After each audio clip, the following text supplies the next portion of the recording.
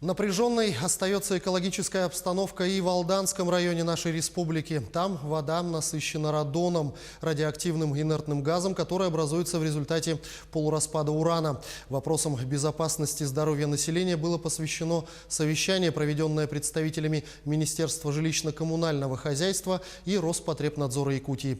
Чем опасен радон и какие меры по очистке воды существуют, в сюжете Татьяны Вахниной. Длительная слабость, субфибрильная температура, боли неясного генеза, уплотнение под кожей, резкое похудание. При появлении подобных симптомов визит к врачу откладывать не стоит. На учете у онколога состоят более 500 алданцев. Порядка 200 случаев злокачественных образований были выявлены в прошлом году. По онкозаболеваемости наш Алданский район в числе лидеров в негативном плане. Диагноз «рак» чаще ставится мужчинам. Нельзя не отметить, что заболевание имеет тенденцию к омоложению. Что является пусковым механизмом рака? Однозначного ответа нет. Одной из причин предположительно называется радиоактивное. В поступающей в систему воде содержится радон – природный инертный газ, являющийся продуктом полураспада урана. Действительно, радон является один из, скажем так, факторов, способствующих возникновению онкологических заболеваний. Одним из факторов. На территории Алданского района имеются немалые запасы урановых руд. Его добыча открытым способом началась еще в 50-х годах прошлого века, в 100 километрах от Алдана, в россыпях речки Васильевки. Не столь давно шла речь о добыче урана неподалеку от города Томот. Радон у нас присутствовал здесь всегда, и в воздухе, и в воде. И, по крайней мере, раньше из воздуха его можно было из помещений удалить обыкновенным проветриванием, да, но в зимнее время имела такая особенность, что он накапливался в цокольных этажах, в подвальных помещениях. Первый сигнал о содержании радона в воде поступил в Роспотребнадзор Якутии в прошлом году. Сложившаяся ситуация была обсуждена на совещании с участием республиканских специалистов Роспотребнадзора и Министерства ЖКХ и энергетики. Население потребляет воду с радоном без водоподготовки на данный момент. Потом еще этот газ испаряется из воды, и мы его выдыхаем.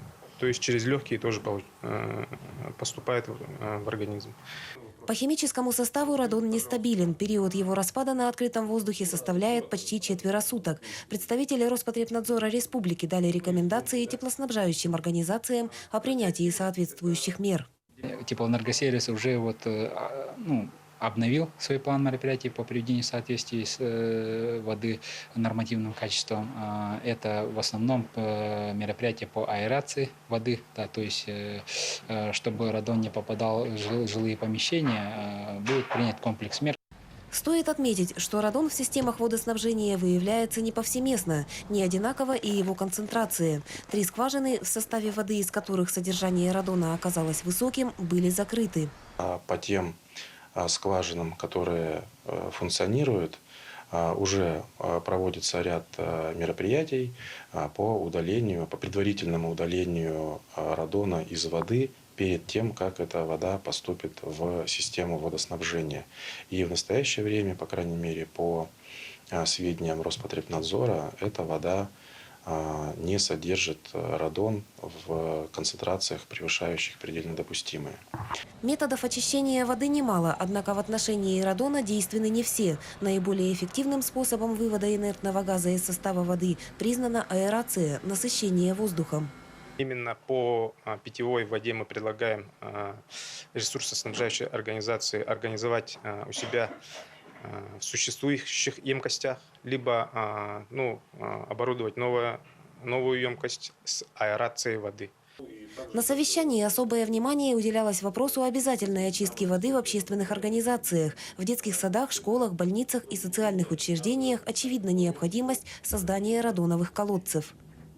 По радону, который содержится в воздухе, в помещениях зданий, по крайней мере, выработан ряд рекомендаций, и в течение летней ремонтной кампании предпримем ряд мер для того, чтобы в следующий учебный год сократить содержание радона до минимума в наших учреждениях.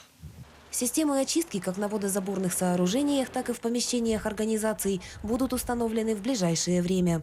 Татьяна Вахнина, Сергей Шипачев, Александр Лукин, Алдан.